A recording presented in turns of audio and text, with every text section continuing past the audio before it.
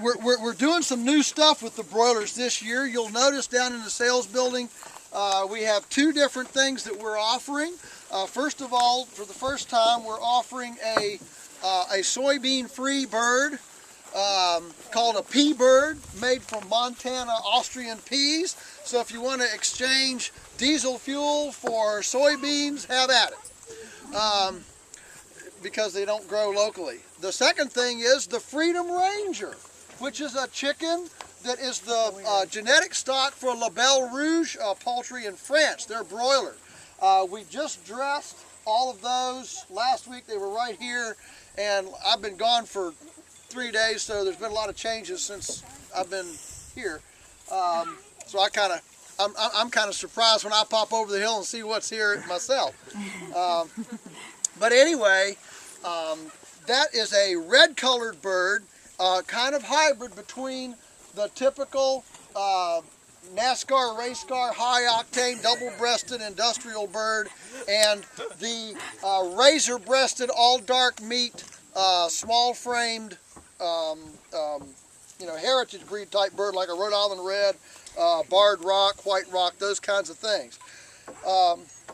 And so we now are offering 3 different kinds of meat birds. We'll see if they can carry each other enough to go. And I don't want to get in a great big discussion about local GMO-free soybeans right here today. I know that's a hot topic among whappers, and so I don't want to get in a great big debate here. But I will tell you that that there's nothing natural. Actually, if you want to go right back, there's nothing natural about Americans eating the chicken that we eat. If we really want to eat ecologically, we drink milk and have grass-finished beef. In other words, the herbivore on the perennial, that's what North America is helpful for its ecology. An omnivore throughout history, in fact, that's going to be one of the chapters in a new book that I've got coming. Not the one you're going to get today, but I've got a new one in the started up here chapter outlines, and the title of the book is going to be "Folks, This Ain't Normal." And what it is a look at all of the little blips in this last century, from energy to unpronounceable food to the demand that we actually eat more pork and chicken than grass-finished beef, because for the first time in civilization, with the petroleum industry, we can and transportation and cheap fuel, we can grow enough grain to have the luxury of feeding all of it that we want to omnivores. That's never happened before in history. George Washington at Mount Vernon kept pigs. He could only keep as many pigs as his forest could feed.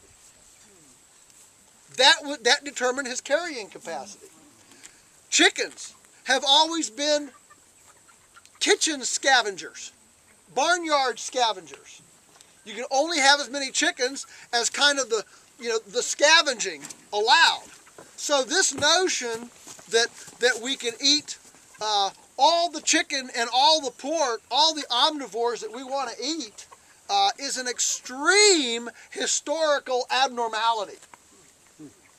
It was always the herbivore. The herbivore was the center. And if you think of the nomadic cultures, goats, sheep, herbivores, the cow, the herbivore, the buffalo, okay? The herbivore was the centerpiece of the culture.